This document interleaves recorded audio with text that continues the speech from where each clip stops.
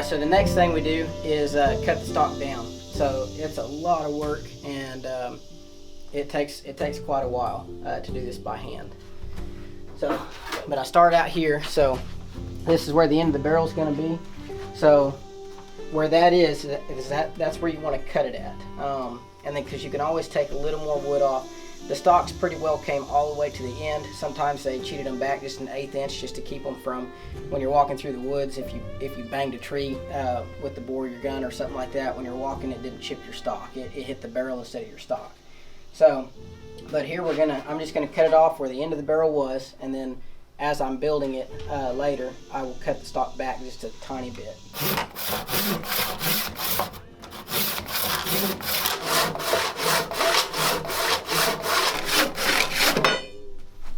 Alright, here's the end of it cut. The next step is cutting it down off the faces here.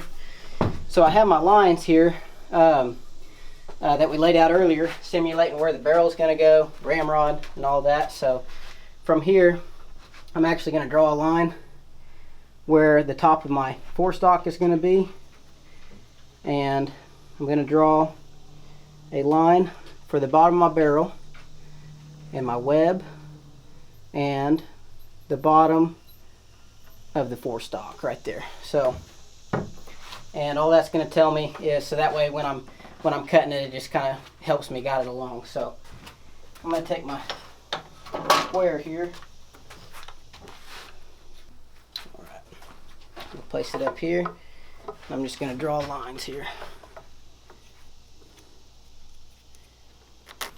That just helps me stay straight with everything.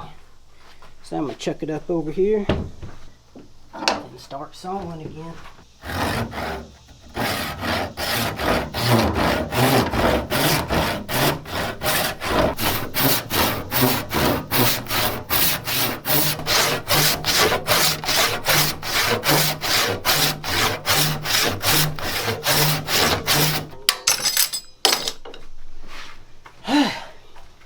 Okay, so after you have your stock cut down, you can take a plane and plane this top down if you want, especially if you have like little waves or little jags in it. So this one actually turned out pretty dang good, so I'm actually not even going to worry about planing it, just because I'm cut right on the line. And if I plane it, even for how good it is now, if I plane it anymore, it might actually start getting too low on me. So we're going to go ahead and inlet the barrel. So it's a swamped barrel, so swamp barrels are a little more difficult to inlet than your normal ones, and so because they're getting skinny in the center. So a straight barrel is probably the easiest, and a round barrel is definitely the easiest to inlet, just because it's all the same all the way down. This one, the width changes constantly on you. So what I'm going to do is I'm going to take my ruler here, and I'm just going to find center. So right now we're at 2.5 inches thick, so I'm going to go 1.25 inches. So there's my center. I'm going to do the same thing. So whatever side you square off of, you want to do the same thing down here, because the stock could be a little bit different on the other side. So come down here and do the exact same thing. Put you a mark. I'm actually going to come out a little bit more. About like so. So now we know our center. So now, this is why I like this thing. This is not a period correct ruler by any means for the 18th century. I'm sure they had something like this, but I just enjoy using it because it's flexible. And so I like putting it on here like this. And you can also put a center mark back here at the end of your butt back here. And so there's my center back here. So you can run your ruler from line to line and match up your centers. So I'm going to push on this because that's why I like it, because it's flexible. And just draw a center line all the way down. Okay, so there's our center line going down. So next step is putting the barrel up here. And what I like to do as well is draw a straight line across the top right here where the barrel, where the breech of the barrel is going to be. So I just draw a line right across here, and that just tells me that that's square. That's where I need to be. So that's where the breech needs to go. So I'm going to back the barrel back up. So the tang and the breech plug tang down here, it's actually going to overlap that line, because the line that we just drew, you want it at the end of your bore right here, or not your bore, your breech right here. So I'm just going to put it right there, and my center line, I'm going to line it up with my center line that I drew down the top of the comb here. And looking down it, the barrel, I can tell, is leaning out that way just a touch. So I'm going to kind of hold this end down and fudge this over just a bump and take a look again. And that looks pretty dang close. And also, you drew a center line, so as long as you're on your center line, you should be good. Alright, so now what I'm going to do is our breech plug here is hanging over that line. So the first step is to inlet that. You don't have to inlet this first. You can also take the breech plug out and inlet the barrel first, and then once the barrel fits, then you can take it back out, put the breech plug back in, and then inlet your breech plug. On this particular one, I'm going to inlet the breech plug as I go with the barrel. So it works for me. Nobody has to do it that way. And I'm also going to put 2 marks where the edge of the barrel is. So that's going to tell me how wide I need to cut this thing.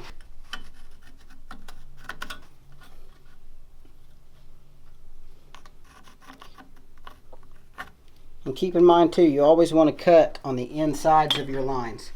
Doesn't matter if you're spot on or not, always cut on the inside of your lines, because it's always easier to take more wood off than it is to add wood. And if you start adding wood, then you start seeing flaws. It's just kind of an unpleasant sight.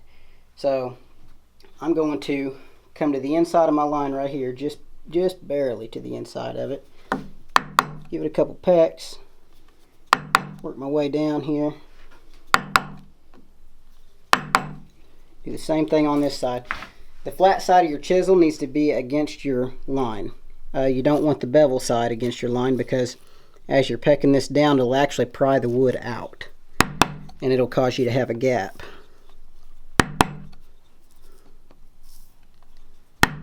Alright, now we're going to come right across the top. Flat side is to the back right here.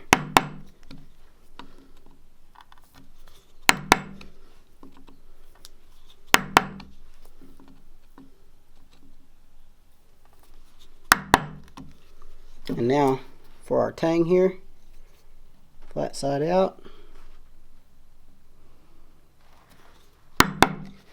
The tangs are beveled, and so as you're inletting them, it's not gonna fit as you're inletting it, because it gets wider as it goes towards the top. But it doesn't matter. Keep your skinny measurement here for now, and then you can always take more wood off as you go. So that's a little too wide. So I'm going to use this chisel here.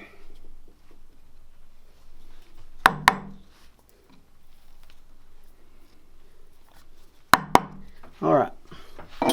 So after you have that, let me grab this chisel. Alright. So now we're going to come in here. I'm just going to start taking a little bit of wood out here. You want really light pecks. You don't want to be beating on it, because you can always take a chance of splitting something.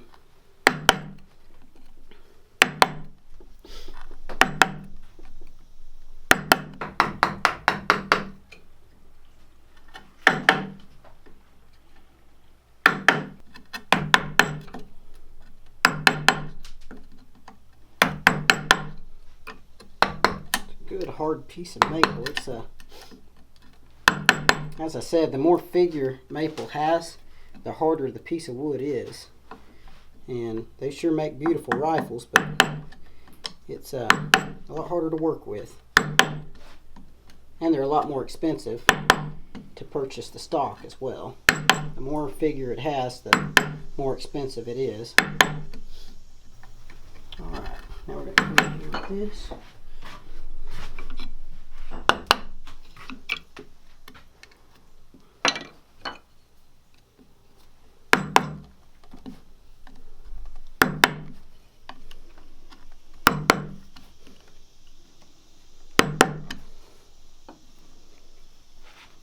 And when you lay your chisels down on a table or something, I always like to lay them with like the blades hanging off the edge or something like this, or have like a rag or something clean to lay them on, just because over time your blades actually end up getting a magnetic effect to them, and they'll pick up little metal shavings that are on your table, and then when you go to use them, if you don't see those metal shavings before you start cutting with your chisel, then it dulls your blade. Then you got to resharpen your chisels again. Sharpening chisels should actually be a pretty constant thing to do, and to do this you really need good chisels to do it with, because it's hard to, this stuff is hard to work with cheap and dull chisels. And in fact, dull chisels will actually tear the wood out instead of cut it. So especially when you're doing relief carving and things like that, you want extremely sharp chisels to where it'll just shear that piece of wood right off instead of tearing it.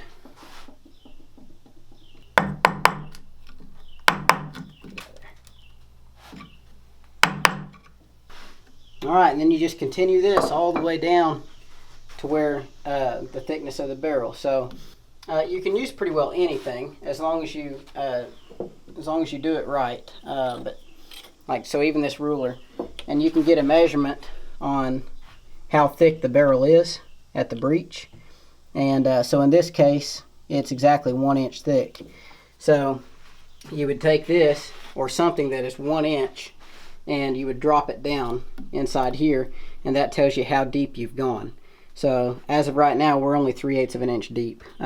So we still have quite a ways to go before we hit that 1 inch. And then once we get to 1 inch, you don't even go to 1 inch yet. You only want to go deep enough to where your barrel is actually sitting flat on the stock all the way down. And as soon as it's sitting flat all the way down, then you can put marks all the way down the edges of your barrel. And then you score those lines and you start chiseling out the channel. And you take all this down at once, just working back and forth, and take it all down at once. It's a lot of chiseling, and it takes a lot of time. And it's starting to fit, so. Alright, so now we got this sitting down to where the barrel is touching.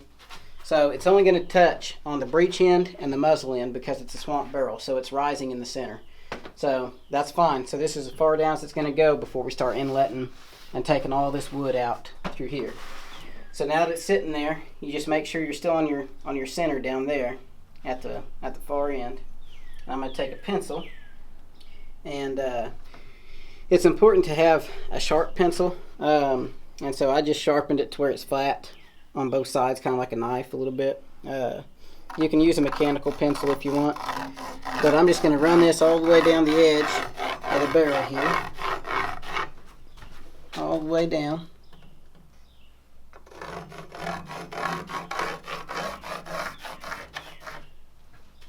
Same thing down through here.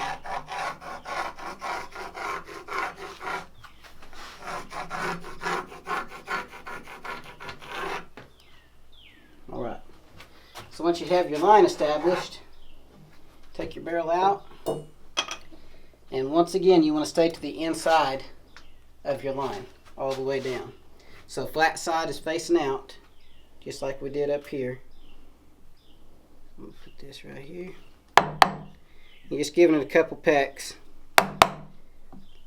And we're actually going to do this all the way down to the other end on both of these lines.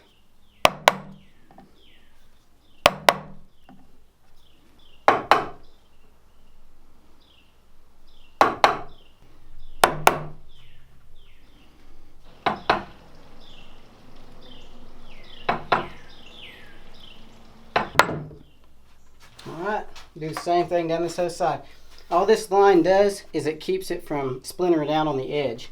So when you start chiseling out the channel for the barrel, it'll keep it from splintering on the edges, hopefully. You want to go fairly deep with it here, but not too deep, because it's an octagonal shape anyway, the barrel is. So you're going to have a flat side on both sides.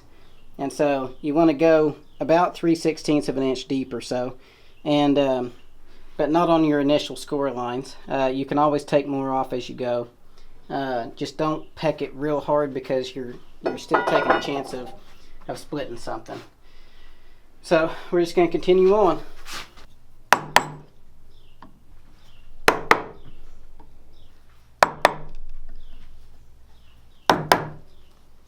Alright, so now we have that. You got to figure out how much space you're going to have here at the end. So if you look, we're 1 inch wide across here, so we're going to be a 1/2 inch from the bottom to the center. So what I'm going to do is I'm going to take my pencil and my little ruler here, and we come down here. Just going to kind of draw a center line here to go by. I'm going to come down a 1/2 inch. So that's pretty dang close to my existing line that I had when I drew out the bottom of the barrel. So this top line right here should be the bottom of my barrel when it's sitting in there. And so then from here, you're going to come down about 3/16 of an inch. Same thing over here. And then it's going to come in like this.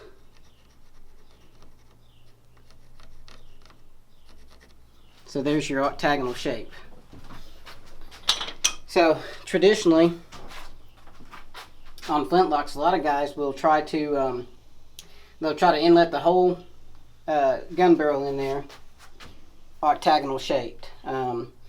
And most of the originals, if you take them apart and look at them, about the first 4 inches by the breech and the last 4 inches by the muzzle are octagonal shaped, and the rest is actually just concave rounded out, and it's just hitting in a few spots down through here.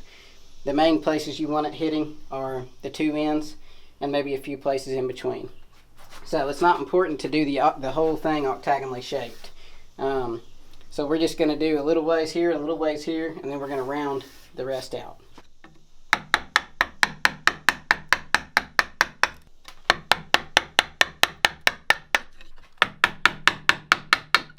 Alright, I'm going to go down here to the muzzle end now.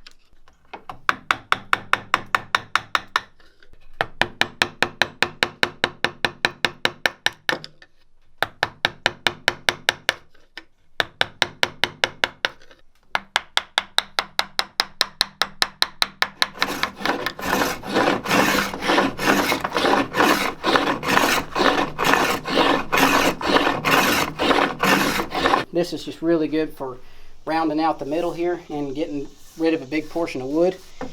And then here at the muzzle end and the breech end, I just use chisels for here, just to make it octagonal shaped to fit the barrel. And then down through here, it'll just be rounded out with this plane. And when the barrel sits in there pretty good, then you can start taking off the edge with your chisel, so that way your edges are flat. And so the barrel sits in there good, and this round part is only hitting your barrel just every so often down through here just to help support it. Alright, so next thing we're going to do is inlet this tang here. So before I mark this, you always want to bevel these tangs inwards just a little bit. So you want to bevel the bottom sides in. And what that allows you to do is the bottom side will be skinnier than the top. And so it allows it to inlet it as you go. And so that way it just makes a better fit. If you try to inlet it right now, since it's straight up and down, what's going to happen is you might have a little gap or something like that, and then you can't get that gap out. So if you bevel these first and then you have a little gap, it's okay, because it's still got to drop down. So what we're going to do is take the barrel back out. I'm going to file these the tang here at a little bit of a bevel on both sides and on the back side as well. And then we're going to put it back in. I'm going to trace it, and then we're going to score it with a chisel and then start taking wood out. And it honestly doesn't take very much at all. So your tang down here is already beveled a little bit, and so is your tang itself. It's beveled just a little bit, but you need a little bit more. So I'm going to come in here with my file.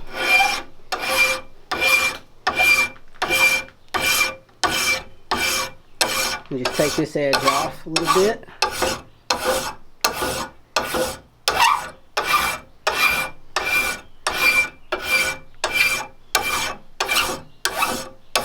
Same thing here. Same thing over here. Alright. So now we bring it back over here. Set it in there. Now we get us a mark around the tang here.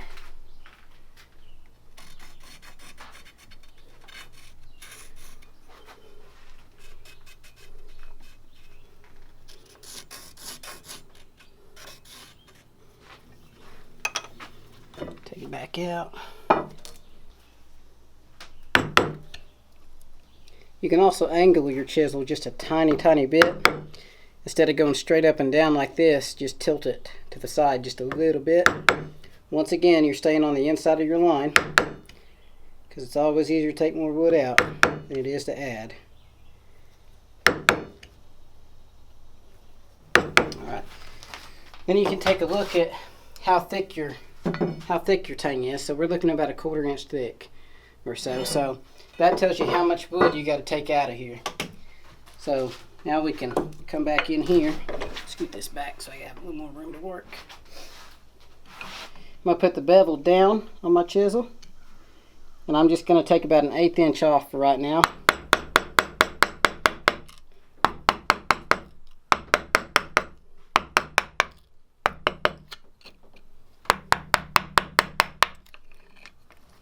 Alright, then you can rescore it again.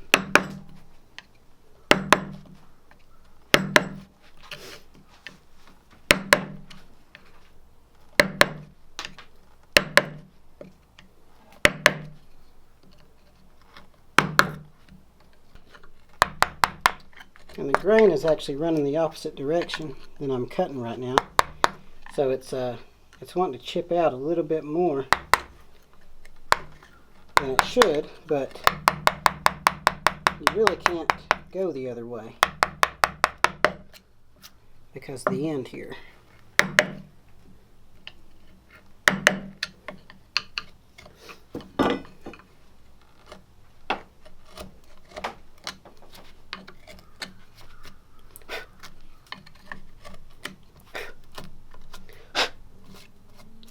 Alright, this portion here still has to go deeper, but I'm just going to put the barrel in just to take a look at it real quick.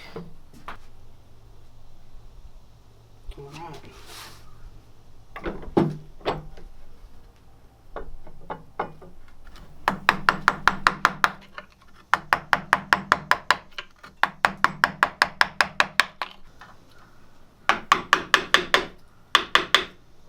We try to inlet these things as clean as you can, but it doesn't have to be perfect because it's all going to be covered up, but still do the best job that you can. This is kind of difficult because the grain's running this direction.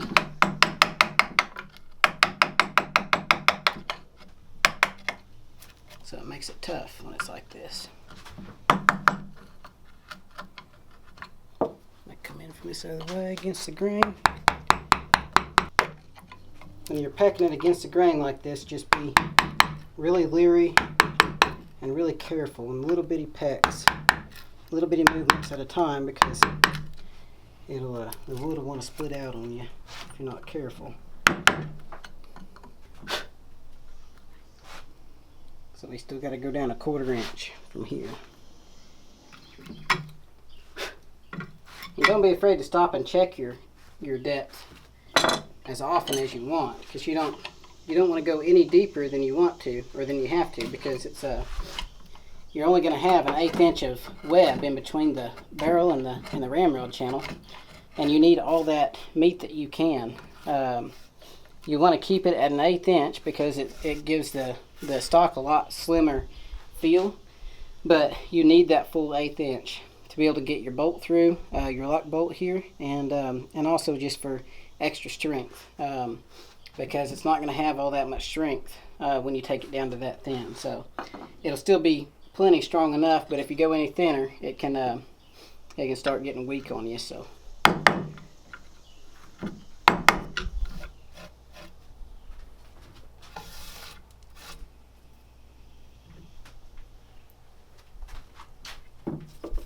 when you're pecking these barrels in, just do light pecks. You don't want to hit it hard, especially eventually when you have that 1/8 inch web, because it'll split your stock in two down the forend like this. It'll split it, and then you've got issues.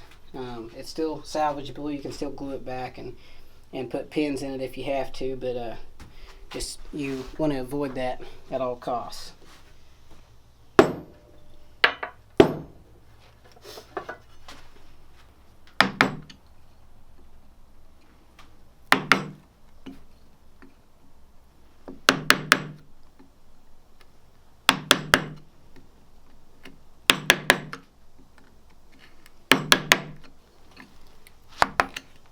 Also, when you get this fully inlet, you want to leave about a 32nd of an inch gap in between your stock and the edge of the tang, and on these square. So if you have a square end on your tang, you do want to leave a little bitty gap in between your stock and the end of your tang. The reason for that is, and it generally only occurs on flat tangs like that, but with the recoil, it'll take out a half moon chip out of the back side back here if it's too tight.